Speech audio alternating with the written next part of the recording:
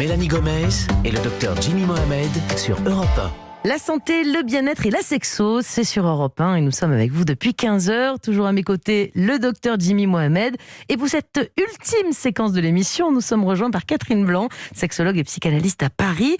Aujourd'hui, Catherine, on a une question d'Anaël. On l'écoute. Justement, on a un fils de 13 ans et mon mari et moi, on le soupçonne de regarder de temps en temps des sites à caractère pornographique.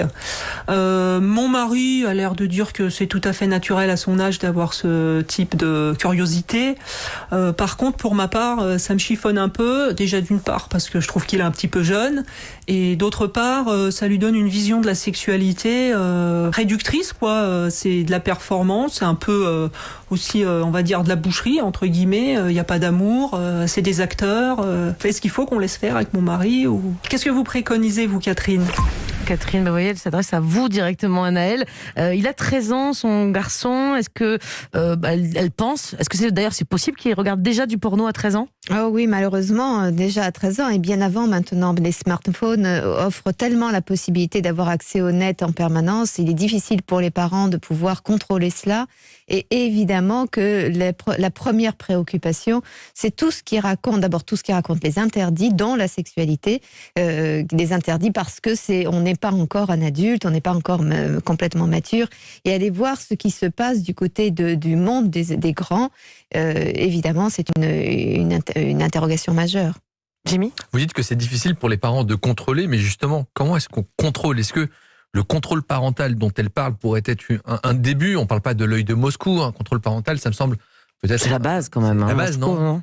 Oui, alors je crois que de toute façon, il faut l'expliquer, il faut pouvoir dire, parce que de toute façon, à l'école, l'enfant, il sera confronté, parce que inévitablement, il y a toujours les gros durs qui proposent à ceux qui voudraient en faire l'impasse, de le regarder, sans quoi ils ne sont pas dignes de faire partie du groupe de leur père, en quelque sorte.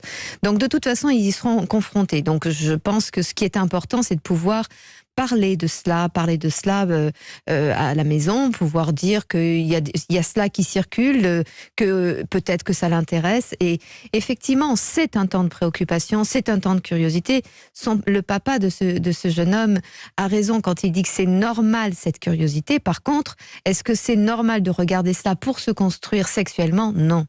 Et évidemment que vous comprenez bien que c'est majoritairement les garçons qui regardent la pornographie, tout simplement parce que lorsqu'il va être question un jour de faire l'amour, le garçon en général, quand bien même nous revendiquons l'équité homme-femme, la réalité reste que ce sont les garçons qui agissent. Et ce sont les garçons qui vont pénétrer et pas les filles qui prennent les pénis des garçons pour les introduire en elles. Ce qui est à tort d'ailleurs, parce que ça peut tout à fait se faire et ce serait même souhaitable pour les filles elles-mêmes.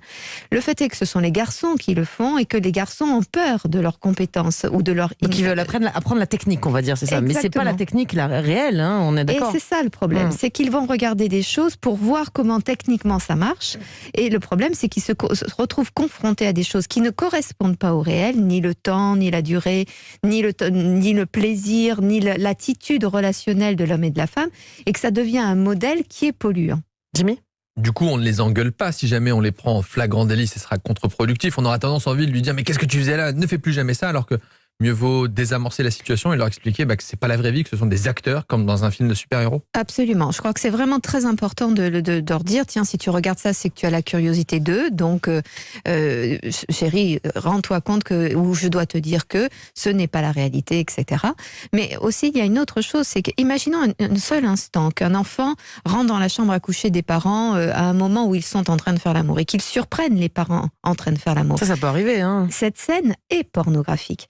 Donc, ce que je veux dire est pornographique dans le sens où c'est une vision crue d'une situation et l'enfant a la curiosité de savoir ce qui se passe. Donc, le but, c'est pas que les corps nus ou l'accouplement soit quelque chose qui est répréhensible, bien évidemment que non.